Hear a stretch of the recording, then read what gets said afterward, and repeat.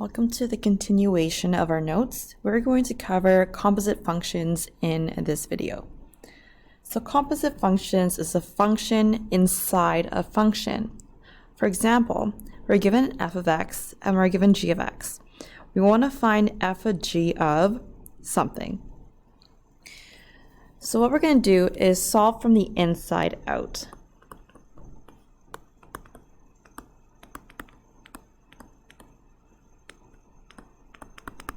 So we're going to leave the outside alone, which is the f, but we're going to evaluate g of 16.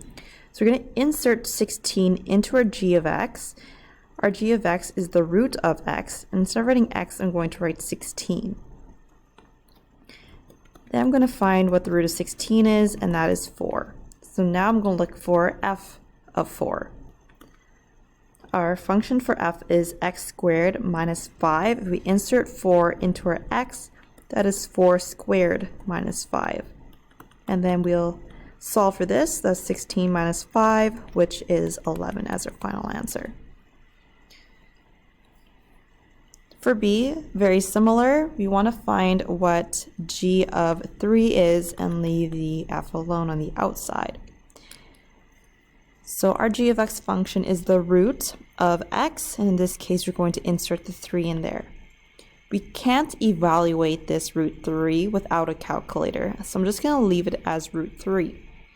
Now I'll insert this root 3 into my f function, which is x squared minus 5. Instead of writing the x, I'm going to write the root 3 squared minus 5. This square and the square root are going to cancel out. So we're just left with 3. So we have 3 minus 5 now, which is negative 2, and that is our final answer. For c is a little different. We are going to leave it in terms of x. So I'm going to replace g of x with the actual function of g of x, which is the root of x. And then I'm going to take a root of x and put it into my f function. So that's the root of x squared minus 5. The square root and the square are going to cancel out, so I'm just left with x and minus 5. And that is our final answer. And that is our function for f of g of x. For d, very similar to the a and b example, I'm going to evaluate g of negative 2 first.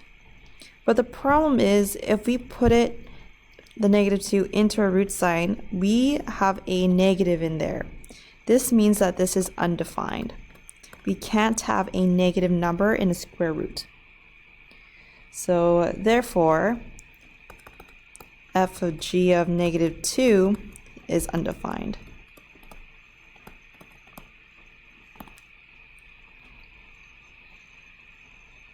So if we look back to part C in example 3, we get a nice linear function. However, if we look at example D, that negative 2 is actually not in the domain of g of x, because g of x is the root of x, and for the root of x, we need to have any number that is 0 or larger. It has to be positive.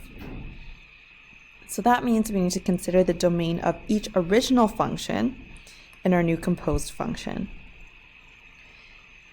Let's compare the domain of f of g of x and what would the graph of f of g of x look like.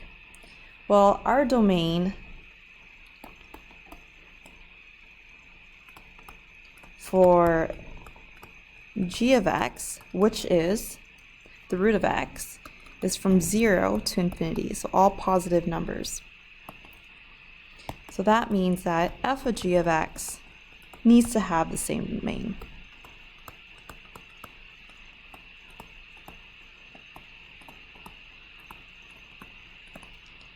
And if you think about this picture, we have a restriction for our f of g of x. And we found this in C. That's supposed to be our linear graph of x minus 5, but there's a restriction coming from our g of x. So it actually can't be from negative infinity to positive infinity, but has to be a positive number so that we can insert it into our g of x. So when we're graphing this then, we still have our y-intercept at -5, but it's going to exist on the right-hand side of our y-axis, which looks something like this. And it goes on forever in that direction. And that is our graph of f of g of x.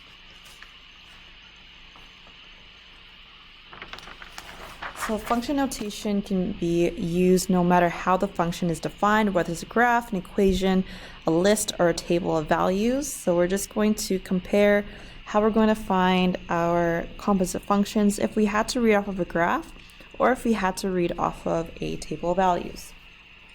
So let's find our first one, which is capital F of 0. We are reading then our function that's defined here. So this is our x value, the 0. What I'm looking for is the y value that is attached to that x value of 0. This occurs over here. So I'm just going to name out the y value, which is 3. Now let's look at f of -8. If we take a look at f, there is no x value that has -8. We only have -2, 3, pi, or 0. So this is just undefined. Next, we're going to look at p of 5. So I'm looking at this one here. My x value is 5, so the y value then is -4. And then our answer here is 4.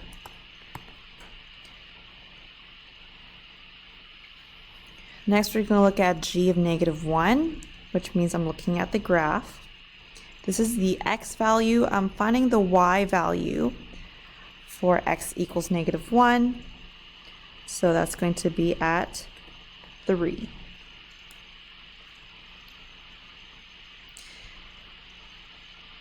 Looking at m, which is located over here. No matter what x value I put in, I'm always going to get 4. So we have m of -100. Doesn't matter what that number is, it's always going to be 4. Next one for h, the output is twice the input. This is our input. And whatever we put here is our output. So we need the output to be 2 times as large as the input. So that's 2 times -15, which is -30. Now we're going to look at composite functions. So we have f of 0. We're going to find f of 0 first, and we already did that before. Our y value when x is equal to 0 for our f function is 3. Now I'm going to find f of 3. And we're going to get this point here, and the y value associated with x equals 3 is -7. Now we're going to look at h of p of -2. So we're going to look for p of -2 first, which is over here, and our y value with that is 10. Then I'm going to look at h of 10. So we're looking for the output is twice the input. So 2 times the input, which is 20. Next, we're going to do p of -3. P of -3 is going to yield a 5 as our y value. And then if we look at p of 5, that is going to be -4 from that table. Now we have a function of a function of a function. We're going to leave m and h alone first, but we have to evaluate g of -2 first. So looking at our graph, x equals -2, and then we're going to look for the y value, which is +4. Then we're looking for h of 4. The output is twice the input. That is our rule for our function of h. That'll be 2 times our input, which is 8. Then we're looking for m of 8, and it doesn't matter what that number is on the inside, we're always going to get an output of 4. So in other words, all of this actually doesn't matter,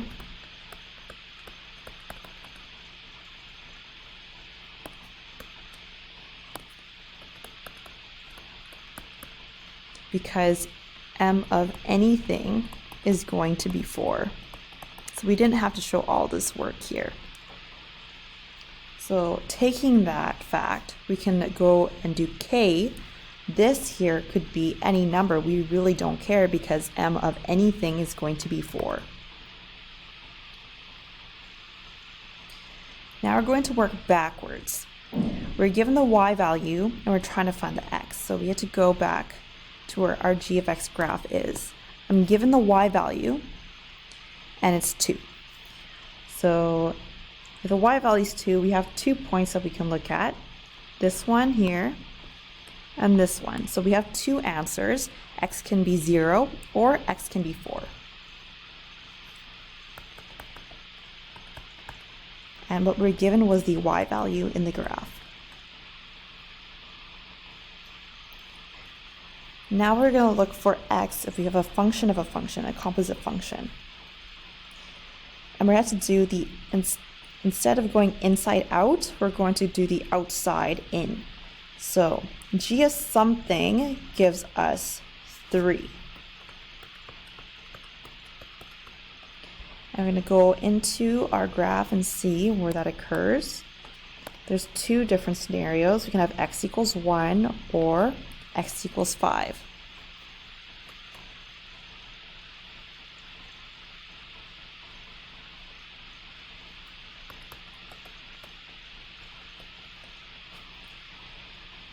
So now we're looking for p of x is equal to -1, and the other option is p of x is equal to 5.